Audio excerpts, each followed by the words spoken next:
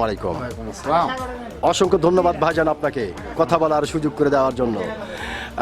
তো ভাইজান, সর্বপ্রথমে জানতে চাচ্ছি আপনি কেমন আছেন? ভালো। ভালো আছেন, আলহামদুলিল্লাহ, যে আল্লাহ পাক আপনাকে ভালো রেখেছে।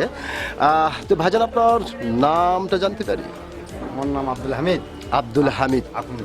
সুন্দর একটি নাম আপনার, অত্যন্ত চমৎকার একটি নাম আপনার। এবং আপনার নাম শুনে একটি কথা বলতে আমি বাধ্য হচ্ছি, সেটা হচ্ছে যে আপনাকে সামনাসামনি দেখে এবং আপনার নাম শুনে যেটা বোঝা যাচ্ছে, আপনি প্রচণ্ড একটি সাহসী মানুষ।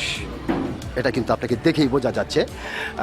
তো যেহেতু আপনি বাংলাদেশের সচেতন একটি নাগরিক এবং বাংলাদেশের একজন সাহসী মানুষ, সেই ক্ষেত্রে এই বিষয়টি আপনার কাছ থেকে জানতে চাচ্ছি যে আমাদের বাংলাদেশের সাবেক প্রধানমন্ত্রী শেখ হাসিনা, তিনি এখন বাংলার মাটিতে নেই, তিনি এখন ভারতের মাটিতে। তো এই বিষয়কে কেন্দ্র করে বাংলাদেশের বিভিন্ন ধরনের মানুষ বিভিন্ন ধরনের কথা বলছে।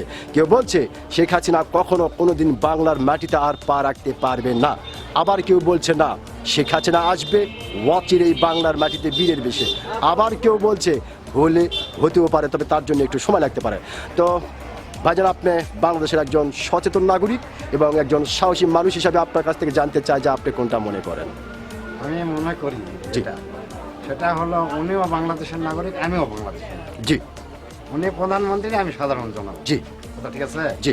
ওনার কি অপরাধে উনি দেশ ছাড়া হয়েছে, জি জি জি। এটা উনি ভালো বুঝবে। ওকে ওকে ওকে। আবার পরিবেশ গড়লে উনি আসবে কি না আসবে সেটা পরের ব্যাপার। পরের ব্যাপার। ঠিক আছে? হ্যাঁ। কিন্তু বর্তমানে নাই। হুম। বর্তমান দেশে যে অবাধ নির্বাচন চলতেছে, আসতেছে, এটা সূক্ষ্ম। সূক্ষ্ম। আর কোনো ভেজাল নেই, নির্ভেজাল। যার ভোট সে দিবে, সে দিবে। যাকে খুশি তাকে দিবে। তাকে দিবে। কথা ঠিক আছে? আমার ভোট আমি দেবো, যাকে খুশি তাকে দেবো। তাকে খুশি তাকে দিবে। কথা ঠিক আছে?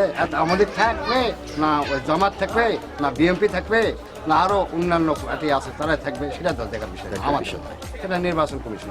হ্যাঁ হ্যাঁ। অসংখ্য ধন্যবাদ আপনাকে। যেহেতু খুব সুন্দর করে আপনি কথাগুলি বলতেছেন, সেই জন্য আরেকটি বিষয় আপনার কাছ থেকে জানতে চাচ্ছি, যদি আপনি অনুমতি দেন। ওকে, ধন্যবাদ। তো যেহেতু আপনি বললেন যে সুষ্ঠু একটি নির্বাচন হবে, এটা কিন্তু আপনি বললেন, তো সেক্ষেত্রে আপনার কাছ থেকে জানতে চাচ্ছি যে এই সুষ্ঠু নির্বাচন হওয়ার পরে হয়তো আমরা বাংলাদেশের মানুষ কাকে সরকার হিসেবে দেখতে পারি? আল্লাহ যাকে মান দেবে, আল্লাহ পাক সে ক্ষমতাতে থাকবে। সেই ক্ষমতা থাকবে। হ্যাঁ। অসংখ্য ধন্যবাদ আপনাকে, খুব গুরুত্বপূর্ণ একটি কথা বলেছেন। আমি আশা করব আপনার এই গুরুত্বপূর্ণ কথাটি বাংলাদেশের অনেক মানুষের হৃদয়ে জায়গা করে নেবেন। অসংখ্য ধন্যবাদ আপনাকে।